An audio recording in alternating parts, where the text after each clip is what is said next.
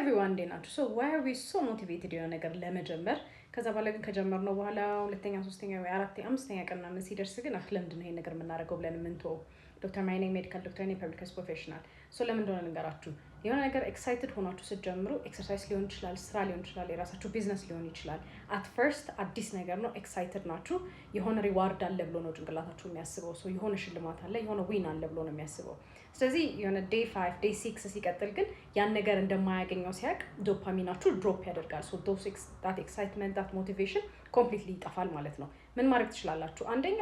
ከፋፍሉት like ትናንሽ ታስኮች የሰራችሁ ለራሳችሁ ትናንሽ ዊን ስጡ like ትናንሽ ደስ የሚላችሁ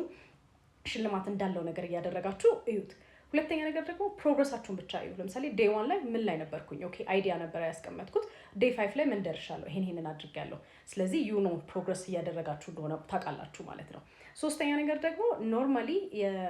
ያንን የምትሰሩትን ነገር የምታስተካክሉትን ነገር try to ፐርፌክት ይሁን ምናምን ብላችሁ አታስቡ like already የተሰራ ነው ብላችሁ መጀመሪያ ማሰብ ያለባችሁ rather than perfection ከማሰብ ይልቅ ማለት ነው and the other thing ደግሞ ምንድነው normally consistent መሆናችሁ ነው እንጂ ያንን ጎል